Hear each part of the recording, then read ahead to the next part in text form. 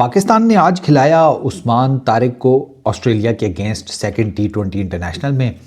और उस्मान तारिक साहब एक मरतबा फिर सुपर डुपर वायरल हो गए हैं। कैमरून ग्रीन को उन्होंने आउट किया और कैमरून ग्रीन को आउट करने के बाद कैमरून ग्रीन का रिएक्शन ऐसे था कि जिसकी अब दो स्टोरीज़ निकल कर आ रही हैं।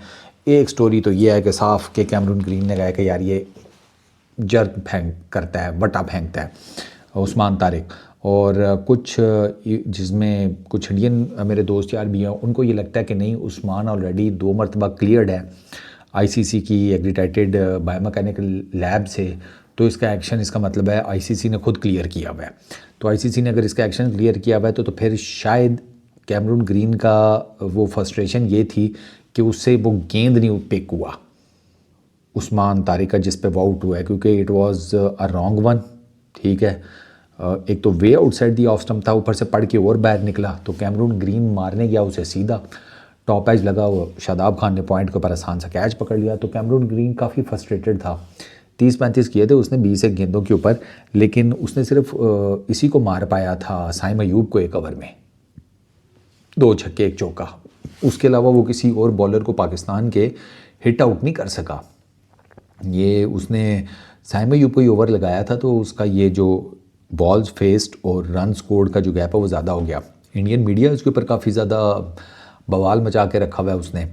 बेसिकली उस्मान तारिक का ना जो केस इतना ज़्यादा हाईलाइट कर दिया ना, वो भी इंडियन मीडिया ही नहीं किया है। उन्होंने ये स्टार्ट किया था कि ये बट्टा मारता है या ये जर्क करता है, समथिंग लाइक दैट। मैं काफ़ी टेक्निकली उस्मान तारिक का केस एक्सप्लेन कर चुका हूँ। देयर इज़ नो डाउट वो PSL में 2 मरतबा जिसे कहते हैं उसके बॉलिंग एक्शन को ना क्या उसको कहेंगे आप, वो अंडर द रेडार आया है। ठीक है, 2 मरतबा उसको बॉलिंग करने से मतलब रोक दिया गया, और वो दोनों मरतबा गया है पीसीबी के अंडर जो आईसीसी की एग्रीडेटेड बायोमैकेनिक्स की लैब है ना, NCA में। ठीक है, नेशनल क्रिकेट अकेडमी जो पाकिस्तान की है, उसमें वहाँ पर उसका 2 मरतबा क्लियर हुआ है बॉलिंग एक्शन, और उसमें पूरा एक मैकेनिज़्म फॉलो होता है। ऐसे नहीं आप गए आपने बॉलिंग की, उसमें भाई आपके जिसे कहते हैं 3D मोशंस इन्वॉल्व होते हैं। आपके ऊपर 12-15 हाई स्पीड कैमरास लगे होते हैं। वो हर एंगल से आपकी बॉडी का जिसे कहते हैं पॉस्चर चेक करते हैं, स्पेशली आपके आर्म का। आपसे वहाँ पर मल्टीपल बॉलिंग सेशंस करवाए जाते हैं उस लैब के अंदर, मल्टीपल बॉलिंग सेशंस। और आपको कहा जाता है कि आपकी जितनी आपके पास वेराइटीज़ है ना बॉलिंग की, सब कराएं। अब मसलन किसी बॉलर के दूसरे के ऊपर डाउट है ना, वो दूसरा करते हुए उसका ये 15 डिग्री से ज़्यादा चला जाता है एल्बो एक्सटेंशन, उसे कहते हैं बार बार कराओ ज़रा दूसरा। और फुटेज जो है ना वो डाटा की सूरत में कलेक्ट करते रहते हैं। उस्मान तारिक के साथ भी ये सारा कुछ हुआ है। और उसके बाद फिर वो एक पूरा पैनल बैठता है, वो एनालाइज करता है उस डाटा को। ठीक है, एम्पायर्स, ऑफिशियल्स, दिस दैट। अभी तक किसी एम्पायर ने उस्मान तारिक के, ये तीसरा मेरा ख्याल है T20 इंटरनेशनल था, किसी इंटरनेशनल अंपायर ने उसके बॉलिंग एक्शन को ना डूबियस नहीं किया। इवन कि मैच रेफरीज़ ने भी नहीं किया। मैच रेफरी, चलो अंपायरिंग का तो आप कह सकते हैं पाकिस्तान के अंपायर्स थे, मैच रेफरीज़ तो दोनों बाहर के थे। एक तो रंजन मधुगाला थे, फिर एक आधे कोई और थे, उनका मेरे ज़हन से नाम निकल गया। तो वो भी आपके सामने है। ऐसी कोई चीज़ रिपोर्ट नहीं हुई।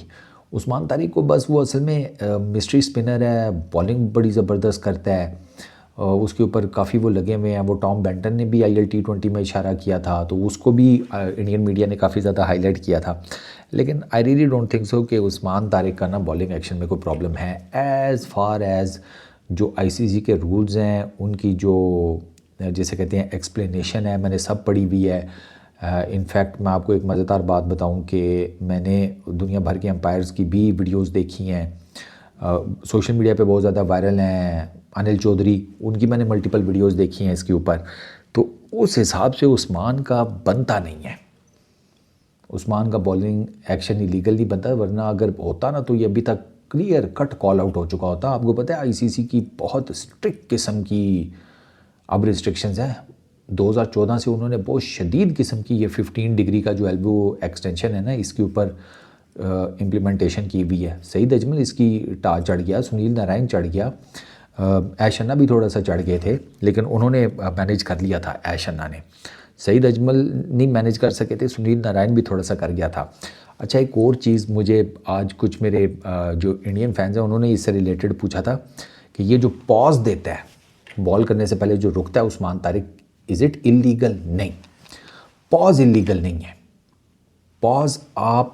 पॉज टोटली डिपेंड करता है एक बॉलर का कि उसको ऑन फील्ड अंपायर कितना, जिसे कहते हैं ना, ढीला छोड़ती है। ये टोटली ऑन फील्ड अंपायर्स के ऊपर है। 1 सेकंड का पॉज ले ले, ठीक है, 2 सेकंड का ले ले, ऑन फील्ड अंपायर्स को अगर कोई इशू नहीं है तो किसी को कोई इशू नहीं है इस चीज़ की कि भाई एक बॉलर पॉज कितना ले रहा है।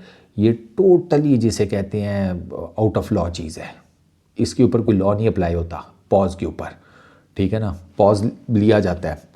उस्मान तारिक का यह है कि वो हर गेंद से पहले लेते हैं। कुछ बॉलर होते हैं जो जैसे ऐश अन्ना पॉज लिया करते थे, लेकिन वो हर बॉल से पहले नहीं लेते थे। वो बीच में कहीं एक ऐसी बॉल होती थी जिस पे पॉज लेते थे। उस्मान तारिक हर बॉल से पहले लेते हैं।